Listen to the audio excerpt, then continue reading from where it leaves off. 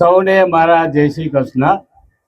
મંચસ્થ બિરાજમાન સૌ વડીલો અને ભાઈઓના ઉમાવંશી ભાઈઓ બહેનો અને બાળકો, આજે જે આપણી સમાજની સળગતી સમસ્યા છે છૂટાછેડા, એના ઉપર મને બોલવાનો મોકો મળ્યો છે।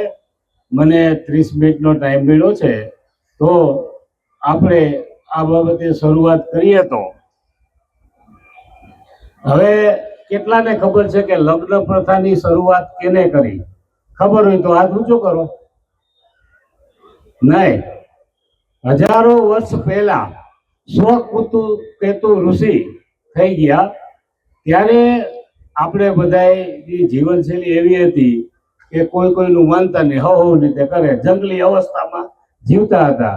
ત્યારે કેતુ ઋષિએ વિચાર કર્યો કે આના માટે શું કરી શકાય, એટલે એને લગ્ન પ્રથાની શરૂઆત કરી હજારો વર્ષ પહેલા। એ લગ્ન પ્રથા આજ પર્યંત સુધી ચાલુ રહી છે।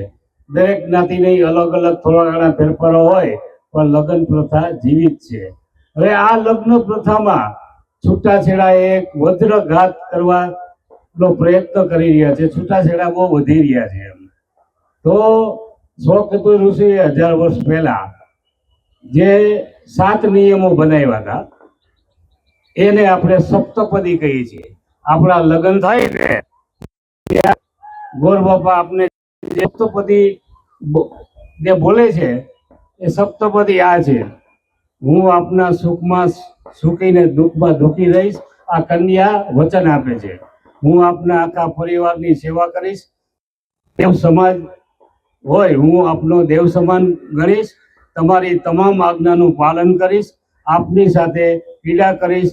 આપના પવિત્ર પુરુષ બાકી બધાને ભાઈ ગણીશ।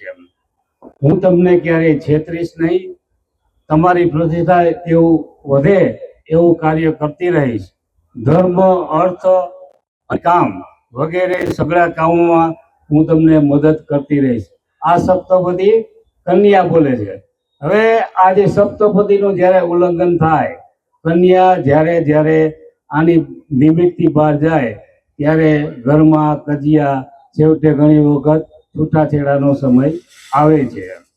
હવે જ્યારે લગ્ન થાય ત્યારે પુરુષનો પણ અમુક કર્તવ્ય સમાયેલું છે। પુરુષનું કર્તવ્ય એ છે, પત્ની પરિવારનું ભરણ પોષણ કરીશ, પરિવારને યોગ્ય ટાઈમ આપીશ। આ પુરુષની જવાબદારી છે। પુરુષ આ જવાબદારીમાંથી જ્યારે છટકે ત્યારે દાંપત્ય જીવનમાં તિરાડ પડવાની શક્યતાઓ વધી જાય છે। હવે જુનાગઢ બાજુનામાં કેટલા છે? જુનાગઢમાં મોલા પટેલ પુણ્યા સમાધાન પંચ, મોલા પટેલે ઘણા વર્ષો પહેલા એની શરૂઆત કરેલી। ઘણા બધા સમાધાનો એને કરેલા છે। અત્યારે તો બાપા ધામમાં ગયા છે, પણ જ્યારે જીવિત હતા ત્યારે એને હું મળ્યો હતો, ત્યારે મને એને એક વાત કરી હતી કે પ્રવીણ, 100 સમાધાનના કેસ અમારી પાસે આવે, એમાં 20% કેસ એવા હોય કે એને વાંધો કહેવાય, બાકી 80% તો વાંધો જ ના કહેવાય। આપણા પટેલ પરિવારોને શું થયું છે એમ, આ ક્યાં સુધી ચાલશે? આ લગ્ન પ્રથા જ બંધ થઈ જશે એવું એની વ્યથા હતી। તો એ વ્યથા ઉપર આપણે આજે ગોષ્ઠી કરવાની છે। તો સૌ ચાલો મળીએ, ખાસ કરીને બહેનો આમાં ધ્યાન આપજો। હવે આ છૂટાછેડા ઉપર 32 દેશોમાં 22,058 લોકો ઉપર એક સર્વે થયો। એ એવો સર્વે કરવામાં આવ્યો કે છૂટાછેડા નથી થયા, પણ જીવન સારું નથી રહ્યું। છૂટાછેડા કરવા માંગે છે, પણ એને 2 પ્રશ્નો નડે છે। એક, 58% જીવનસાથીને પ્રેમ તો કરે છે, પણ કાલ સવારે સુધરી જશે એવી આશા સાથે ગાડું ગબડાવે છે। હવે 56% પરસ્પરના સંબંધો બગડી ગયા છે, ચાલે તેમ નથી। પણ જે બાળકો છે ને, એનો વિચાર કરીને કે ભવિષ્યમાં હું છૂટું પડી જઈશ કે હું છૂટો પડી જાય ત્યારે બાળકોનું શું થશે, એટલા માટે નથી। એટલે કહેવાનું તાત્પર્ય એ છે કે અટાણે છૂટાછેડા એટલી હદે આપને બિસ્માર કરી રહ્યું છે એના વિશે મંથન અને જાગૃતિ લાવવી ખૂબ જ જરૂરી છે. હવે છૂટાછેડા થવાના કારણો, હવે છૂટાછેડા શા માટે થાય એના કારણો જો કોઈ બહેનો કે ભાઈઓ બોલવા માંગતા હોય તો માઇક લઈને હાથ ઊંચો કરજો. છૂટાછેડા શા માટે થાય છે તમારી દ્રષ્ટિએ? બોલો બેન, બોલો. આ ઘરનું જ મેદાન છે. એમ નહીં, તમારા આજુબાજુમાં થયા હશે ને. કોઈના નથી ત્યાં, પણ આમ સમાજમાં જનરલી સાંભળતા હોઈએ તો એમ લાગે કે કોઈને એકબીજાના સ્વભાવ મેળ ના ખાતા હોય તો બી છૂટા થઈ જતા હોય. સરસ. હવે બીજા બેન. પાડોશી જાગી જાય ને.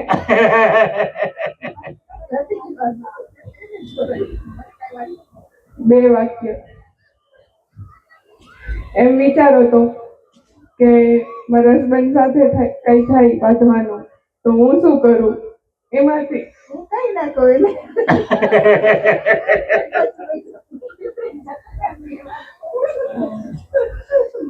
બે વાક્ય. આપણે આજુબાજુ સમાજમાં ઘણી જગ્યાએ આવો ગેમ નથી મળતી, વાત કરો છો. એક વાક્ય. બોલો બોલો, કઈ વાંધો નહીં. અત્યારે બધાને આઝાદી જ જોઈ છે. હા, સાચી વાત છે. બરાબર બરાબર. કઈ વાંધો નહીં. બેનો કોઈ બોલવા નથી માંગતી તો હું બોલું. હવે મેં મારી રીતે તારણ કાઢ્યું છે છૂટાછેડા થવાના કારણો. પેલા તો અટાણે સુંદરતાનું સામ્રાજ્ય છે, સુંદરતાનું બજાર છે. પેલા સુંદર હોય તો બાકી બધી બાદછોડ કરવા છૂટ છે. એટલે જ્યારે જ્યારે ગુણોની બાદબાકી કરી માત્ર ને માત્ર સુંદરતાને ધ્યાનમાં લઈને જો લગ્ન થાય તો એ જાજા ટકતા નથી, કારણ કે ગુણ વગર દાંપત્ય જીવન શક્ય નથી. એમ પછી હવે આપણે જોઈએ છે ને ઉત્તરોત્તર સહનશીલતાનો અભાવ આવી ગયો છે. પેલા જે આપણે સહનશીલ કરતા સહન, એ હવે સહન કરી શકતા નથી. આ પણ એક છૂટાછેડાનું કારણ છે. એમ નકર શું છે, સહન પેલાના એવું હતું કે લગ્ન થાય એટલે જેવા છે એવા મારા છે, જેવી છે એવા મારા છે, આ ગણતરીએ નિભાવવામાં આવતું હતું. હવે જરા કઈ ગડબડ હોય તો નથી રમતા, આટલી હદે આપણે પહોંચી ગયા છીએ. એમ પછી લગ્નના હવેના કાળમાં શું છે કે અપેક્ષાઓ ખૂબ જ વધી ગઈ છે. પોતા પાસે શું છે એ નહીં, પણ મારે આ જોઈએ. અને એના કારણે લગ્ન સંબંધો માનો કે પસંદગીમાં પણ વાર લાગે છે, અને વધારે પડતી અપેક્ષા હોય એ સંતોષાય નહીં ત્યારે પણ છૂટાછેડા થાય છે. ચોથું કારણ છે શહેરોનો મોહ. માનો કે આપણું ભાયાદર ગામ હોય તો એમ કે ઉપલેટા રહી તો ઠીક, એમ ભાયાદરભાઈ વાંધો નથી તો એ ભાયાદર જવું, હવે ઉપલેટા જવું છે, ઉપલેટા ટૂંકું પડે તો કે રાજકોટ જવું છે, રાજકોટ ટૂંકું પડે તો અમદાવાદ. આ મોહ છૂટતો નથી. એમ ભલે પૈસાદાર હોય, જેને પોસાતું હોય એ સિટીમાં રહીએ તો વાંધો નહીં, તો ખાલી દેખાદેખીમાં જ્યારે શહેરનો મોહ આપણે આવી જાય ત્યારે પણ દાંપત્ય જીવનમાં તિરાડ પડવાની શક્યતા વધી જાય છે. પછી લગ્ન આપણે નક્કી કરીએ અને દીકરી કે દીકરામાં જો કોઈ પણ જાતની ગંભીર બીમારી હોય તો ઘણી વખત આપણે જાણ કરતા નથી, અને પાછળથી કોઈ સત્ય બહાર આવવાનું છે ત્યારે પણ છૂટાછેડા થઈ શકે છે. એમ પછી વ્યસન, ભાઈએ કીધું ને કે માનો કે ડ્રગ, દારૂ એવી જે લત છે, એ લતને કારણે વધારે પડતું જ્યારે આ વ્યસન વધી જાય ત્યારે પણ દાંપત્ય જીવનમાં તિરાડ પડે છે અને ક્યારેક છૂટાછેડા સુધી પહોંચી જાય છે. એમ હવે એક વસ્તુ મેન ઇમ્પોર્ટન્ટ છે, અત્યારે મર્યાદા તૂટી ગઈ. પહેલાનો સમય હતો કે બાપથી દીકરો બીતો, આજે ઊંધું થઈ ગયું. દીકરો બાપથી બીજા બીતો, હવે દીકરાથી બાપ બીએ. પેલા સાસુથી વહુ બીતી, હવે ઊંધું થઈ ગયું, વહુથી સાસુ બીએ. એટલે એક જાતની જે મર્યાદા તૂટી છે ને એ પણ આમાં ભાગ ભજવે છે. પછી જન્મદરમાં અસંતુલન, ભાઈઓ કરતા દીકરીઓની જન્મદર ઓછો છે, એના કારણે પણ આમાં થોડીક માથાકૂટ થાય છે. કારણ કે દીકરીને એમ જ છે કે ભાઈ અહીં નહીં ફાવે તો બીજું આના કરતા સારું મળશે. આ ક્યારે છે કે જન્મદરનો રેશિયામાં ફેરફાર છે, એટલા માટે એમ. હવે બીજી વસ્તુ છે કામચોરી. પહેલાના સમયમાં જે વડીલો કામ કરતા, હવે નવી દીકરી નવી વહુને કામ કરવું ફાવતું નથી. એમ વાતું કરે, તમારે કેટલી કામવાળી આવે, તમારે કામવાળી કેટલા પૈસા લે, એક જેટલું સ્ટેટસ ગણ્યા છે. ખરેખર કામ કરો તો ખાધેલું પચે. એ જો આપણી જરૂરિયાત હોય, આપણા પરિવારને પરવડતું હોય તો જ કામવાળી રાખીએ. નકર આપણે જાતે કામ કરીએ તો આપણું શરીર સુખ પણ રહેશે. એમ પછી માવતરોની ભૂમિકા. દીકરીના લગ્ન થાય એટલે રોજ ફોન કરે, હું બેટા શું ચાલે છે. એના કરતા દીકરી નવા ઘરે ગઈ છે એને સેટ થવાનો ટાઈમ આપો. નકર પછી રોજ ફોન કરો તો શું કામ હોય. આજે શેનું શાક છે ઈ જ આવે ને, તો તારી હા હું કરે છે, માથાકૂટ થતી ને એવું લાગે કે આવી જઈશું. આ પણ બહુ ખરાબ થઈ રહ્યું છે આજે. પછી જ્યારે ભૂતકાળને છુપાવીએ, આપણો દીકરો કે દીકરી હોય, જો આવે બંને એક બાજુ બેઠાઈને વાત કરતા હોય ત્યારે જો ભવિષ્યમાં કાંઈ ભૂલ થઈ ગઈ હોય તો સ્વીકારી લેવી જરૂરી છે. કહેવાનું કે ભાઈ મારી આ ભૂલ થઈ ગઈ હતી, પણ હું એને ભૂલી ગઈ કે ભૂલી ગયો છું. તો પણ જો કારણ કે પછી દાંપત્ય જીવનમાં શું થાય, લગ્ન થાય પછી એ વાત જો બહાર આવે ત્યારે પણ છૂટાછેડાનો નોબત આવે છે. હવે ઘર સભા. દીકરા કે દીકરીના લગ્ન કરવાના હોય, નક્કી થાય ઘરમાં, એટલે પરિવાર પછી સગાવાલા એવા હોય કે વિધનવાળા કે આપણે સાચી સલાહ દે, એવી એક ઘર સભા હોવી જોઈએ. એ ઘર સભાની અંદર દીકરો અને દીકરીને કહેવાનું ભાઈ તારું રૂપ આવું છે, તારો અભ્યાસ આ છે, મારી પોઝિશન આર્થિક આ છે, આપને આવું ઠેકાણું મળે તો હા પાડી દેવી જોઈએ. એમ તો એનાથી બે ફાયદા થશે. એક તો આપણે જે જીવનસાથી શોધવામાં પસંદગી કરવામાં વાર લાગે એ વાર નહીં લાગે, અને બીજું કે સમકક્ષ સંબંધ થયા હશે, વ્યવસ્થિત વિચારીને થયા છે તો પણ દાંપત્ય જીવન ટકી શકશે. એમ હવે હાલની એક સમસ્યા બીજી પણ છે. લગ્નમાં 500, 1000, 2000 જેવી પાર્ટી હોય એવા લગ્ન સમારંભો થાય છે, પણ જ્યારે વાંધો પડે તો 5 માણા પણ આવતા નથી. એનું કારણ શું છે કે પેલા કાંઈ પણ વાંધો આવે તો વડીલો કહી શકતા, વડીલોનું માન રહેતું અને ગાડું ગબડતું. આજે વડીલોનું માન નથી રહેતું, એટલે લગ્નમાં ભલે 500 હોય તો સમાધાનમાં પણ 5 હોતા નથી. એમ એટલે આ બાબતે પણ આપણે વિચાર કરવો જરૂરી છે. પછી લગ્ન થયા પછી લગ્નોત્તર સંબંધો. પતિ પત્ની સિવાય પતિ કે પત્ની કોઈ ત્રીજા પાત્ર શોધે, એની હારે સંબંધ બાંધે ત્યારે પણ છૂટાછેડાની નોબત આવે છે. માટે ખાસ આ બાબતે ધ્યાન રાખવું જરૂરી છે. હવે છૂટાછેડા અટકાવવાનો એક સરસ રસ્તો મને દેખાય છે. એ છે કે આપણે લગ્નની તૈયારી કરતા હોય તો ઝીણી ઝીણી આટલું સોનું, આટલું કાપડ, કવર બનાવે કે આમાં 200 રૂપિયાના કવર, ઝીણે ઝીણી વસ્તુનું ધ્યાન રાખવામાં આવે.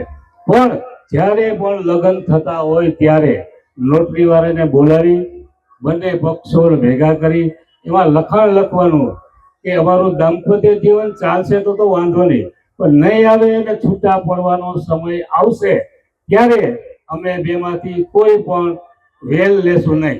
જો વેલ બંધ થાય ને તો પણ 70% છૂટાછેડા અને પૂર્ણ વિરામ મળી જાય એવું મને લાગે છે.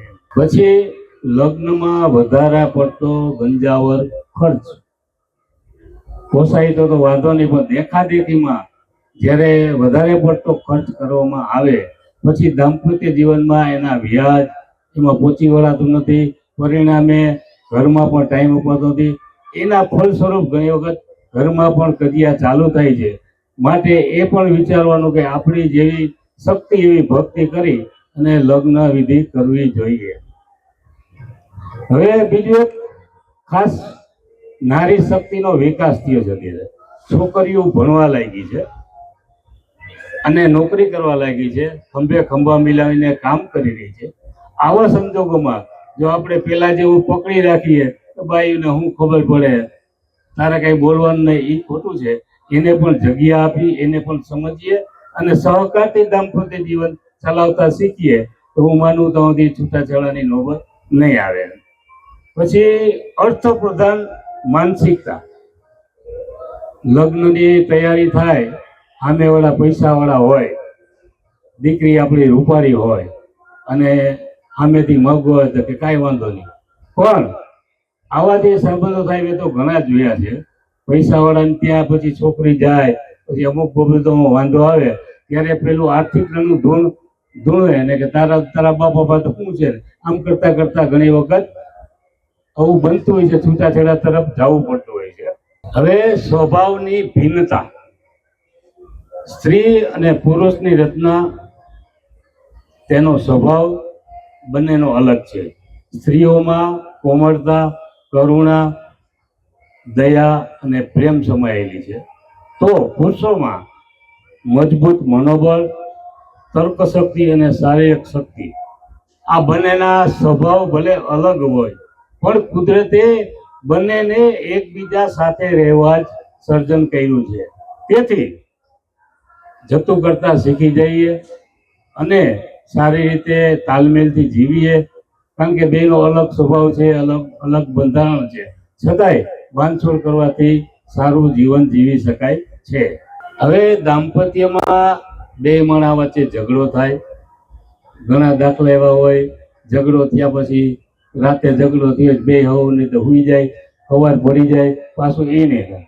એના કરતા કોઈ પણ બેમાંથી એક પાત્ર સામે પાત્ર પર રાહ જોયા વગર જઈ અને પોતાની ભૂલ તો સ્વીકારે અને શાંતિથી વાત કરે તો પણ ઘરના કજિયા અટકી શકતા હોય છે.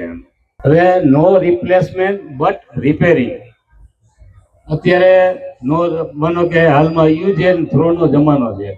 આપણે કઈ પણ વસ્તુ લીધી હોય, ચાઇનાની આઈટમ હોય તો કે યુઝ પૂરો થઈ ગયો. પણ દાંપત્ય જીવનમાં આ ચાલી શકતું નથી. તમારે ભલે તમારા ઘરવાળીને કે ઘરવાળાને વાંધો હોય તો એના ગુણ સમજીજો, ગુણ જોવો કે ભાઈ એના બહુ ગુણ આ છે, ગુણ આટલા છે, તો ગુણને અવગુણને દૂર કરી અને ગુણને સ્વીકારીને એમાં જો આત્મસાત કરીને આગળ વધીએ તો પણ દાંપત્ય જીવન સુધરી શકતું હોય છે. હવે દાંપત્ય જીવનમાં પતિ અને પત્નીને જીવન સાથી કહેવાય છે. જીવન સાથી કેવો હોવો જોઈએ? જેની સાથે માત્ર જિંદગી વિતાવી જ નહીં તો જિંદગી જીવવી પણ ગમવી જોઈએ. યાદ રાખજો, જેની સાથે માત્ર જિંદગી એટલે ખાલી ટાઈમ કાઢવાનો નહીં, એની સાથે જીવન જીવવાની મજા આવવી જોઈએ. એવું આપણે દાંપત્ય જીવનની શરૂઆત કરવી જોઈએ, બંને પક્ષો વિચારે. એક અમેરિકામાં શ્રીમંત થઈ ગયા, વિલ એને લખ્યું કે મારી બધી જ સંપત્તિ મારી પત્નીને મળે, પણ શરત એ કે દર વર્ષે માનો કે છાપામાં જાહેર ખબર આપવાની અને એમાં ખાસ લખવાનું કે મેં મારી જીભ ટૂંકી રાખી હોત તો મારા પતિ લાંબુ જીવ્યા હોત. આનો મતલબ શું છે કે પતિદેવ ઘરે આવે અને આપણા જ ગાણા ગાઈને ટક ટક કરીએ એ પણ વ્યાજબી નથી, એને પણ સમજીએ. હવે ડુંગળીને કાપીએ, બેનો તો ખાસ ખબર હશે, ઘણી વખત પાણીમાં આંસુ લાવી દે, પણ ડુંગળીમાં પણ કઈ ખાસિયત છે, કામની વસ્તુ છે, એમાં પણ અમુક વિટામિન છે. તો દાંપત્ય જીવનમાં પણ એવું કરો કે ડુંગળી જેમ આંસુ લાવી તેમ ઘણી વખત દાંપત્ય જીવનમાં ઝઘડા થાય, પણ સામેનું સન્માન જાળવીએ, એના ગુણોને આવકારવાથી દાંપત્ય જીવનને સુધારી શકાય છે. હવે દાંપત્ય જીવન છે ને, પરસ્પર સારી ભાષા અને સારો વ્યવહાર એક જાતની થાપણ છે. એ આગળ ઉપર દાંપત્ય જીવનને બહુ સુધારી શકે છે અને એનું વ્યાજ તમને દાંપત્ય જીવનને સારું બનાવી શકે છે. એટલે સારી ભાષા અને સારો વ્યવહાર બંને પત્ની પત્નીમાં હોવો જરૂરી છે. હવે તમને મારે આજે 70 વર્ષ થયા છે. મારા અનુભવની હું વાત કરું તો 35-40 વર્ષ પહેલા મારી જિંદગીનો પહેલો અનુભવ આ સમાધાનમાં, જેને મને શીખવું એમ. હવે ભાયાદરની બાજુમાં ગામનું નામ નહીં લઉં, એક દીકરીના લગ્ન થયા, 2 દીકરા રાજકુમાર જેવા થયા, 2 માણસને વાંધો પડ્યો અને છૂટાછેડા લઈ લીધા.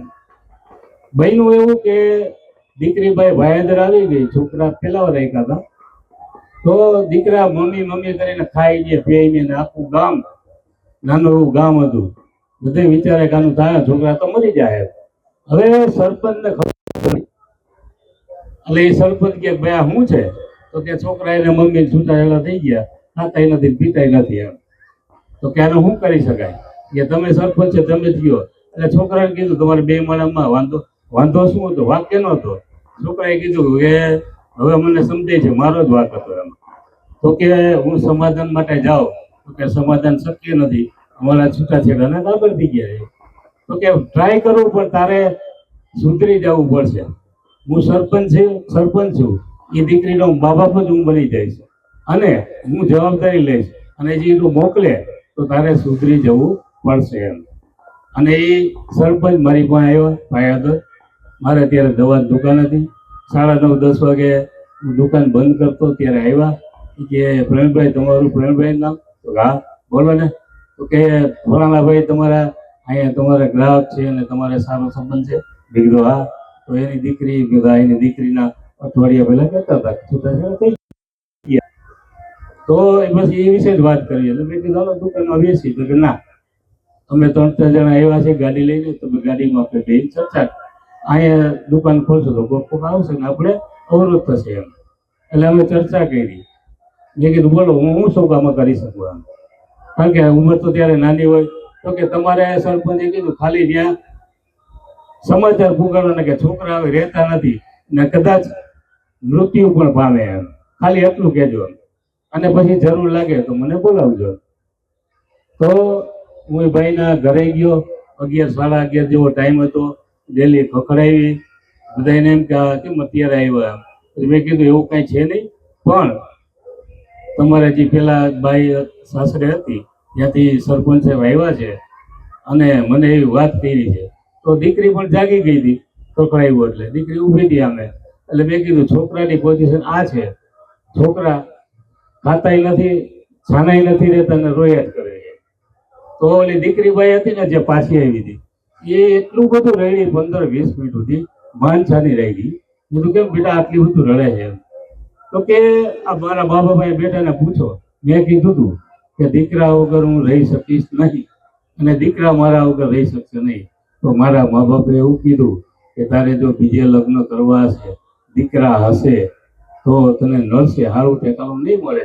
અને ત્યારે હું સમસમીને બેસી ગઈ.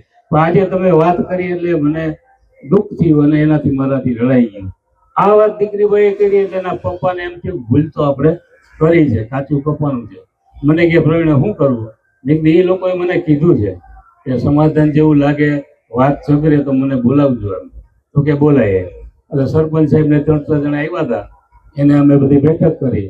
તો એને કીધું ભાઈ હવે જે તમારી દીકરી હવે કાલથી મારી દીકરી રહેશે અને મારી જવાબદારી, એને કાંઈ નહીં થાય. જો છોકરાને જીવન બચાવવું હોય તો મોકલો એમ. તો પછી એ ચર્ચાને અંતે એ દીકરીબાઈને સરપંચે ગાડી લઈને આવ્યા હતા, એ તેડી ગયા ને જે ઓલા કાગળિયા બનાવ્યા હતા છૂટાછેડાને એ ફાડી નાખ્યા. આજે એ પરિવાર રાજકોટમાં રહે છે. દર 2-3 વર્ષે હું મળું છું. જે છોકરા રડતા હતા ને એની ઘરે આજે છોકરા છે. કહેવાનો મતલબ આમાં સારાંશ શું જાય કે જીવન જીવવામાં બાંધછોડ કરવામાં આવે તો ઘર સંસાર ચલાવી શકાય છે. બીજી વખત રિપીટ કરું છું કે બાંધછોડ કરીને જીવવામાં આવે તો દાંપત્ય જીવનમાં કોઈ જાતનો વાંધો આવતો નથી. હવે બીજો એક સત્ય ઘટના કહું તમને, નામ કે ગામ નહીં આપું તમને.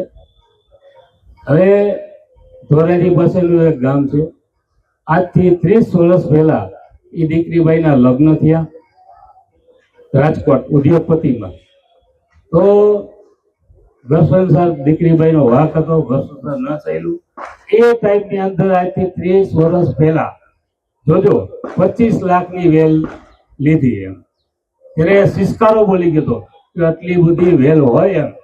એ દીકરી પાછી આવી, બીજે લગ્ન કર્યા, પાછી આવી, ત્રીજે લગ્ન કર્યા, પાછી આવી. પછી દીકરીબાઈના માવતરે આજથી 10 વર્ષ પહેલા એવું વિચાર્યું કે છોકરો કોઈ ડાયો હોય તો એને ભલે પોતાનું આચરણ કે માનો કે ગુજરાત ન ચલાવ્યું તો આપણે ટેકો દો, એવું ઠેકાણું ગોઈતું. હવે એ બ્રાહ્મણ જ્ઞાતિનો હતો અને સામાન્ય માન પોતાનું પૂરું કરે એવું પાત્ર હતું. એટલે આનાથી સારાંશ શું લેવાય કે જ્યારે પણ આવું બને ત્યારે થોડુંક વિચારો. પેલા જે ઠેકાણું હોય ને અને બીજું ઠેકાણું પેલા જેવું ક્યારેય મળતું નથી. અને એટલે જ આપણે ગઈઢાઓએ કીધું છે કે પેલામાં ન ઠર્યા એ બીજામાં ઠરશે નહીં. આ હંમેશા આપણે છૂટા પડતી વખતે થોડુંક ધ્યાન રાખવાની જરૂર છે. હવે ત્રીજો પ્રસંગ, મારા મોટા ભાઈ હૈદરાબાદ રહે છે. એક વખત અમે રેલવેમાં જતા હતા અને 24 કલાકની જર્ની હોય એટલે મિત્ર મંડળ બધું ભેગું થઈ યાત્રીઓનું બરાબર અમે ચર્ચા કરતા. એમાં આ ચર્ચા નીકળી આ છૂટાછેડા બાબતની કજિયાની એમ. તો એક 60 વર્ષના માજી એ ફ્રેશ બાથરૂમ બાજુ જતા હતા ને પછી અમારી વાત સાંભળી ગયા અને ઊભા રહી ગયા કે તમે આ ઝઘડાની વાત કરો છો, મારે 60 વર્ષ થઈ ગયા, મારા ઘરમાં કજિયો જ નથી થયો. માજી એવું થોડું કોઈ ઘર હોય ને થાંભળે તો વગડે ને. સામાન્ય કજિયો એટલે સામાન્ય નહીં, મેં કીધું એનું રહસ્ય એવું કે ઉપર તારા બાપાને બોલે એવું. એટલે એના પતિને બોલે એવા એને કીધું કે જો પૂછવાને ભાઈ આપણે ક્યારે કજિયો થયો હોય કે ના, કોઈ બી નથી થતો. મેં તો એનું રહસ્ય સમજાવો, અમને પણ ખબર પડે ને એમ. તો કે બીજું કાંઈ નહીં, મારા લગ્ન થયા ત્યારે મારે મા બાપે એક જ વસ્તુ મને કીધી હતી કે જેના ઘરમાં કજિયા હોય એનું પાણી ગોરાનું હુકાઈ જાય. આ નિયમ મેં જાળવી રાખ્યો.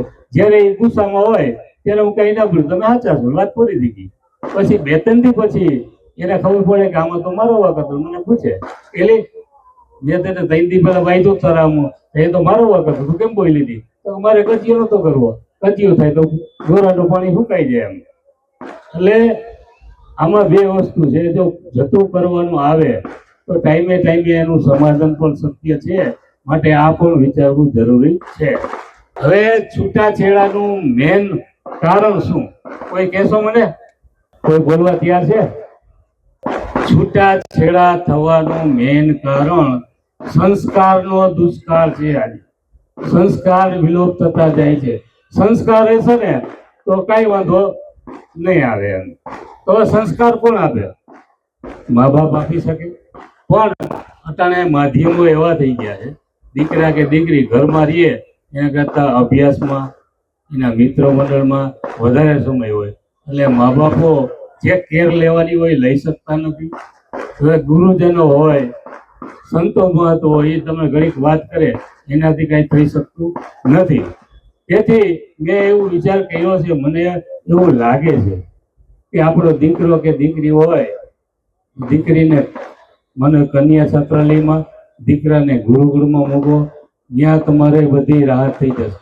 અટાણે નાના છોકરા હોય તો ઘરમાં મોબાઈલ લઈને ધબધબાટી બોલાવતો હોય, ગુરુકુળમાં જાય તો કન્યા છાત્રામાં જાય તો મોબાઈલ જ નહીં મળે. ત્યાં સંસ્કાર સિંચન થશે, સારું ભણતર મળશે અને દીકરી કે દીકરી વ્યવસ્થિત સંસ્કારિત બનીને આપણી ઘરે આવશે.